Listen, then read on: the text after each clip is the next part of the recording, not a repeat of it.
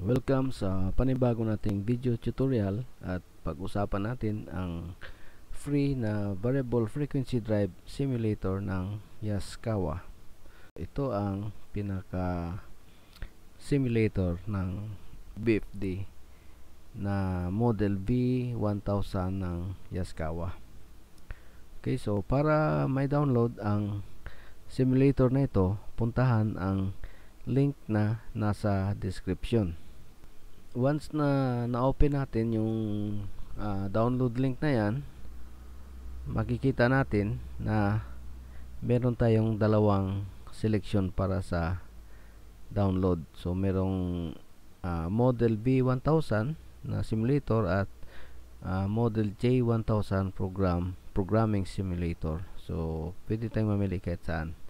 So sa tutorial na ito, ang gagamitin natin ay ang V1000 na BFD. So click natin, tapos click natin itong file na ito. Once na may download ang simulator, puntahan sa download folder, i-extract at pagkatapos i-install. Once na na-install, pwede natin buksan itong simulator natin. Makikita natin dito yung unang-una itong simulator information. Okay, so pag binasa natin ito, nandito yung mga list ng mga functions na pwede natin gawin dito sa ating simulator. So ibig sabihin, hindi lahat ng function ay available. Mga pinaka-basic na function ng BFD ay pwede nating gawin, pati ang pag-monitor ng kanyang mga parameters. Okay, so ito yung mga terminals ng BFD. So kung titingnan natin, ito yung kanyang mga terminals. So ito rin yon. Okay, so ito para sa Modbus. Ito naman photocoupler output. So ito yung digital output. Tapos analog input. Tapos analog output. Okay. Then digital input. Okay. So ito naman para ito sa safety relay, na pwede tayong maglagay ng safety relay. Tapos ito ang ating multifunction relay output.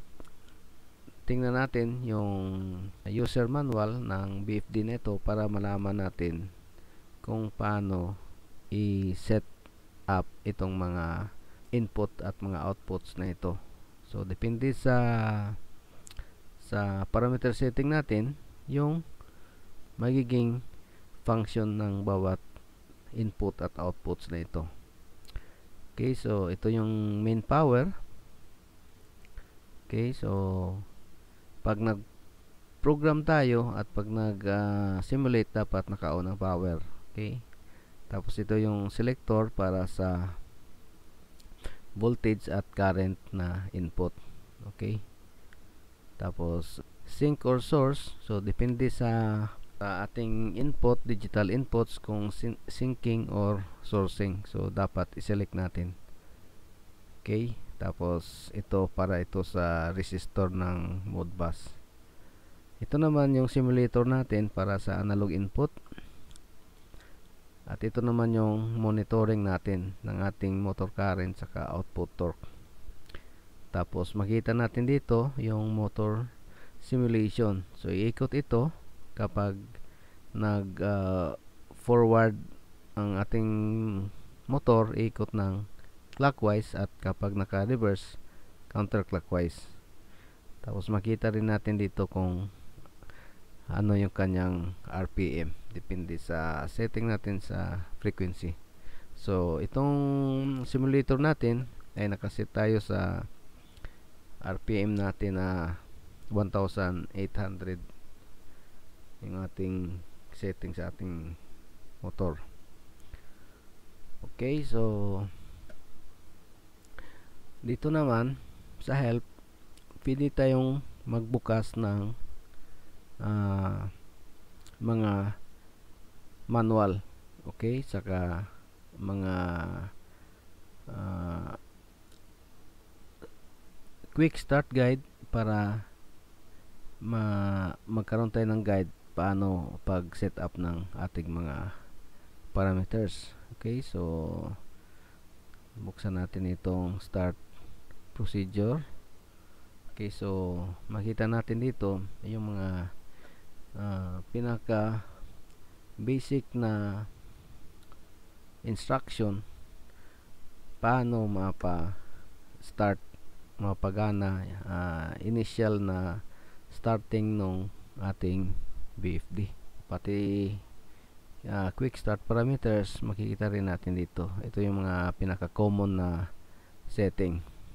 Okay, so halimbawa naikabit na natin yung ating motor sa ating dito sa ating output terminal, i-verify natin kung tama yung kanyang rotation. Dapat kung naka-forward tayo, clockwise ang direksyon ng ikot. Dito sa ating keypad, ito yung digital keypad natin. Pag press natin ito, pag umilaw yan, ibig sabihin naka-local tayo. So lahat makokontrol natin yung operation ng ating BFD sa mga controls na ito. Okay, so meron tayong run key, stop key, yung up button, up, down, reset, escape, saka enter. Okay, so kapag naka off ang LED, ibig sabihin naka remote tayo. So dapat dito tayo sa ating mga digital input magko-control. So sa digital input maglalagay tayo ng mga push button or mga switches. Unang-una, mag-adjust tayo ng frequency. So lagay muna natin sa local para ma-test natin yung ating motor. So enter. Makita natin ngayon nagbi-blink siya. So dito si-set up natin yung frequency. Click natin yung up key. So nagkaroon tayo ng value na 10 Hz. Press natin uli ang enter para ma-save yung ating setting. Kung mapapansin nyo, nakailaw itong DRB. So ibig sabihin nito, naka-drive mode tayo. Pag naka-drive mode tayo, ibig sabihin pwede natin siyang i-operate or paganahin ng ating BFD. Okay? Kung hindi ito naka-ilaw, ibig sabihin nasa programming mode tayo. Okay? So halimbawa, click natin ng enter. Okay? So makita nyo nagbi-blink. Ibig sabihin pwede tayong mag-program or mag-set ng ating parameters kapag hindi nakailaw itong DRB. Okay, so enter ulit natin. Okay, ngayon tingnan natin yung ikot ng motor kung tama ba. Okay, so press ang run. Okay, so makita natin na umikot siya ng clockwise. Okay, so 10 Hz equivalent to 300 RPM. Yan ang unang-unang step pag testing kung tama yung rotation ng ating motor. So halimbawa nag clockwise ang ikot, so dapat pagpalitin lang natin yung dalawang wire dito sa output terminal natin papunta sa motor. Ngayon naman, subukan nating mag-set up ng mga parameters. Makita natin dito,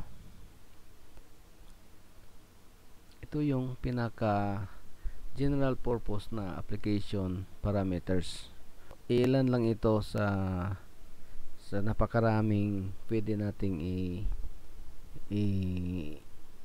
i-adjust na parameters ng BFD. Kung titingnan natin sa quick start guide, makita natin dito yung parameter list, parameter table. Okay, so ito lahat yung mga listahan ng parameter. Dito tayo magbabase kung paano natin gustong patakbuhin yung ating motor. So tingnan natin ito. So parameter B1.01, default value ay 1. Ito yung setting natin kung gusto natin na doon tayo sa digital operator or external na potentiometer yung ating gagamitin para sa ating speed. So ito yung tinatawag na digital operator. Okay, at ito naman dito naman ang ating potentiometer sa ating input na ito. Okay, so meron tayong analog input na current or voltage, depende sa switch natin dito. Okay, then B1.02, ito naman yung setting para sa start stop control method. So kung gusto natin na doon tayo sa digital operator, dapat 0 ang ating setting. At kapag sa terminals naman, input terminals, ibig sabihin gagamit tayo ng mga push button, kailangan 1 ang setting. So ang naka-default ay 1. Okay, so stopping method, ramp to stop, ibig sabihin naka-set tayo sa deceleration. So depende sa kung ilang seconds ang nilagay natin para sa deceleration. So unti-unti siyang babagal hanggang sa tuluyan siyang huminto. Okay, so cost to stop naman, ibig sabihin nito, once na nagbigay tayo ng stop command, so magpi-freewheeling yung ating motor hanggang sa tuluyan siyang huminto. Reverse operation, pag sinet natin yung 1, ibig sabihin hindi pwedeng mag-reverse yung ating motor. So kahit na mag-reverse tayo dito, hindi tatakbo ng reverse or counterclockwise yung ating motor.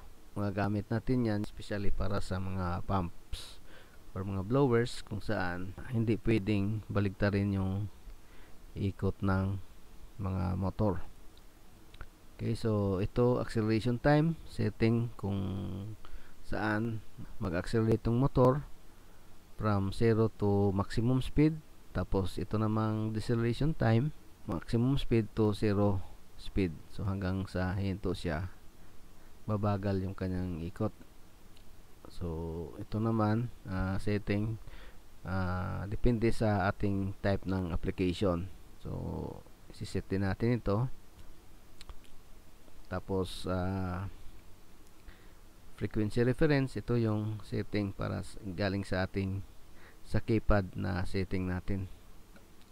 So pwede nating iset sa ating keypad yung maximum na RPM na gusto natin, tsaka yung minimum na speed naman, depende doon sa percentage natin sa RPM ng motor. Okay, so motor rated current, so dapat iset natin ito. Ito yung importante para gumana ng maayos yung ating motor. Okay, so L1.02, ito yung motor overload time. So siset natin dito kung gaano katagal bago niya i-trip ang ating BFD kapag nagkaroon ng overload.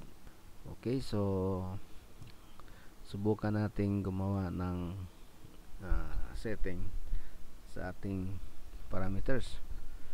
Kung titingnan natin dito sa diagram, okay, meron tayong tinatawag na 2-wire control tsaka 3-wire control. So pag nakaset tayo sa 2-wire control, ibig sabihin maintained switch ang gagamitin natin dito. Yung S1, para sa forward at ang is 2 naman para sa reverse. Sa 3-wire control naman, kailangan natin ng momentary push buttons para sa start saka sa stop switch at isang selector switch para sa forward reverse operation.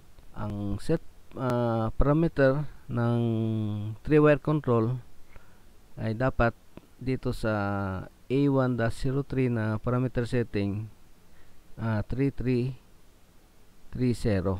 Okay? Kapag nag 2-wire control naman tayo, so A1-03 pa rin na parameter pero 2220 yung ating setting. Tingnan muna natin yung operation natin dito sa ating gamit ang ating local. Run tayo. Ngayon, gusto nating mag reverse. So naka forward tayo ngayon. So pag press natin ng enter, makita natin na nag-blink ang forward. So pero may ikot pa rin yung ating motor. Ngayon pag press natin itong up na key,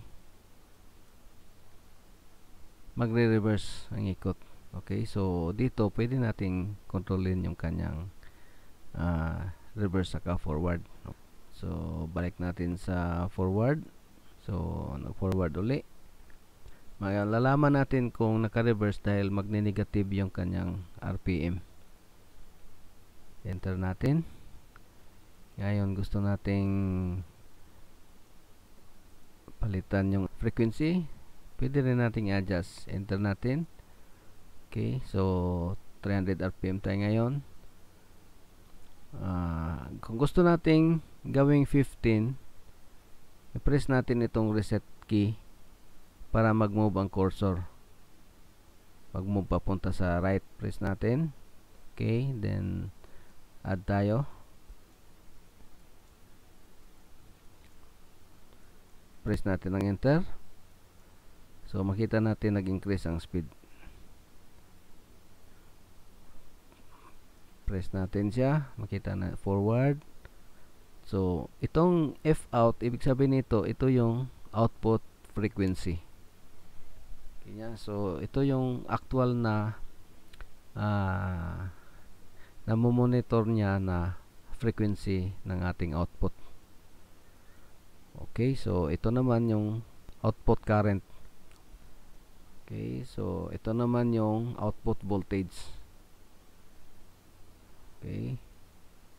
Nag-blink ang LED na to, ibig sabihin nito monitoring mode.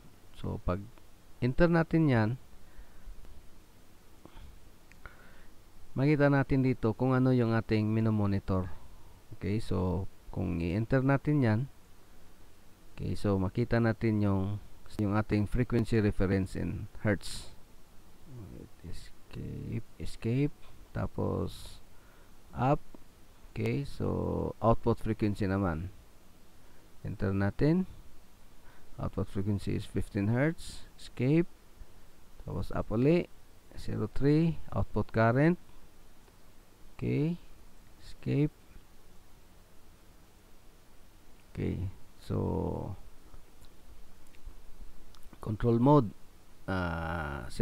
So ibig sabihin nito yung control mode natin na naka 0. Dito tayo sa keypad nagko-control. Escape. Motor speed in RPM. Okay, so makita natin 450 RPM. Okay, so isi-setting din natin dito yung ating RPM pati yung voltage ng ating motor.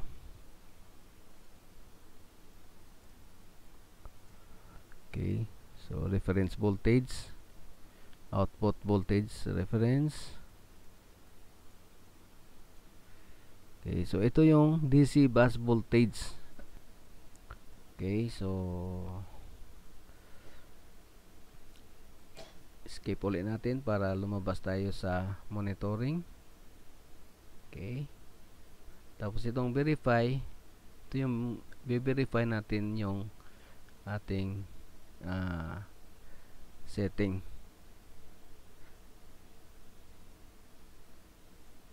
Okay, so yan ang mga setting natin. Okay, so escape. Yan lang ang ilan sa mga pwede nating gawin dito sa ating keypad. So stop natin. Tapos punta tayo ngayon sa ating parameters. So okay, set up. Ito yung ating parameter. Okay, so press enter. A1-01. So ito ay parameter list. Access level selection. Okay, so hindi natin gagalawin yan. Dito tayo sa A1-03. So A1-03, mamimili tayo ng 2-wire initialization or 3-wire initialization. Kung gusto nating pumunta sa i-move yung ating cursor papunta sa kanan, press natin yung reset, tapos up key. Okay, so A103. Okay, so enter. So dito natin ngayon ilalagay yung mga numbers. Kung 2-wire control 2220, kapag 3-wire control naman ay 3330. 3 tapos 3. Okay, so enter. Okay, escape ulit natin. Pupunta naman tayo ngayon sa ating acceleration. Okay, so enter. Makita natin nakaset tayo sa 10 seconds acceleration. So pwede nating baguhin yan. Gawin nating 5 halimbawa. So 10 seconds yan, gawin nating 5 seconds na lang. Okay, so up. Ito naman ang deceleration. Enter. So naka-default din sa 10 seconds ang deceleration time. Hayaan na lang natin yan. Punta naman tayo sa motor rated current. Escape. Up natin. E-E201. E201 pala ito. So makita natin dito motor rated current. Yung model na ito na select natin ay nag-range mula sa 32 to 6.4 amps. Okay, so enter. Okay, so pwede nating baguhin yung rated motor current dito. Halimbawa, gawin nating 3. Okay.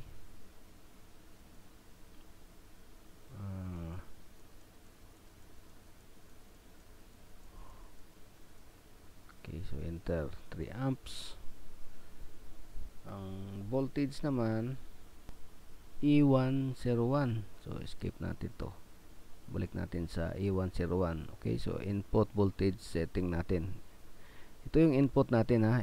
Hindi ito yung voltage ng motor.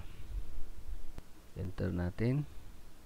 230. So pwede natin itong baguhin depende sa actual na voltage input natin. Okay, escape. Tapos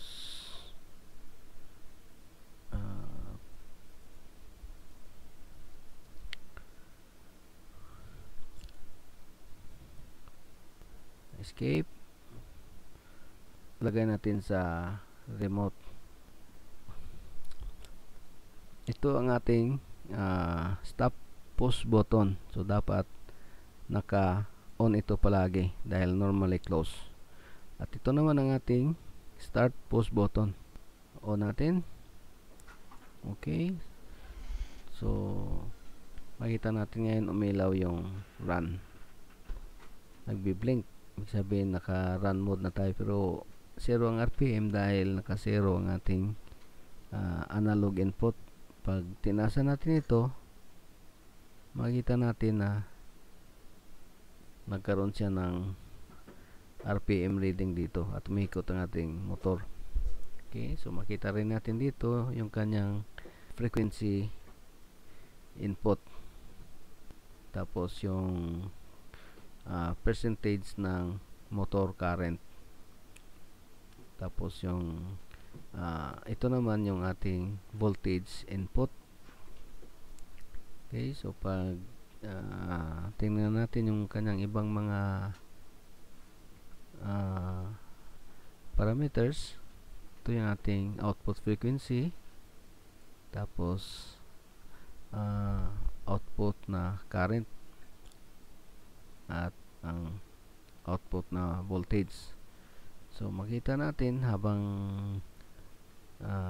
ginagalaw natin ito na nagkakaroon ng pagbabago dito sa ating mga parameters. Okay, so yan ngayon ang ating output voltage. Okay,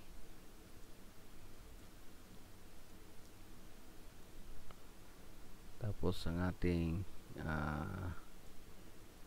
output frequency. Okay, so pag in-stop natin ito, magde-decelerate siya hanggang sa maging 0.